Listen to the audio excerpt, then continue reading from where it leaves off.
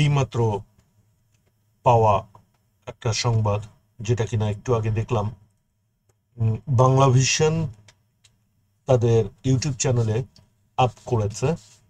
অন্যদিকে প্রথম আলো সেও জিনিসটাকে দিয়েছে অনলাইনে।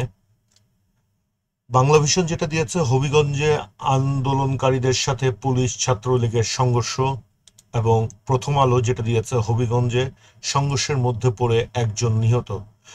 চলুন আমরা দেখে আসি বাংলা ভিশনে কি হয়েছিল, রিপোর্টটা একটু দেখে আসি। হবিগঞ্জে আন্দোলনকারীদের সাথে পুলিশের ব্যাপক সংঘর্ষ হয়।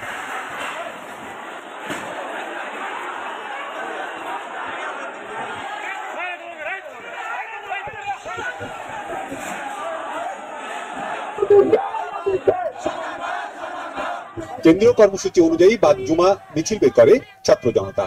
মিছিলটি আওয়ামী লীগ কার্যালয়ের সামনে গেলে সংঘর্ষ শুরু হয়।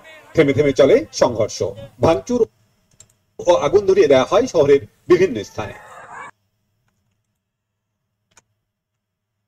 যদি এটাই অবস্থা হয়ে থাকে, সেই ক্ষেত্রে প্রথম আলোতে আমরা যখন যাচ্ছি তখন আমরা দেখতে পাচ্ছি হবিগঞ্জের সংঘর্ষের মধ্যে পড়ে একজন নিহত। এখানে যেটা জানতে পারা গেছে, এখানে কিছু পিকচার আছে। ওকে, হবিগঞ্জে পুলিশ বিক্ষোভকারীর সংঘর্ষের মধ্যে পড়ে একজন নিহত হয়েছেন।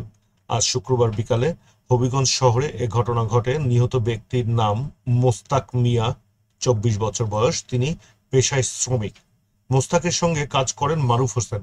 তিনি প্রথম আলোকে বলেন, মোস্তাক এখানে জুতো কিনতে এসেছিল, এসে সংঘর্ষের মধ্যে পড়ে যায়। গুলিতে তার মৃত্যু হয়েছে।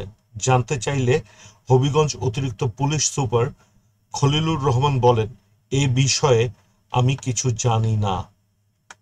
সত্যি কথা বলতে, এখানে যতটুকু বলা হচ্ছে বা নেওয়া হচ্ছে, এগুলোর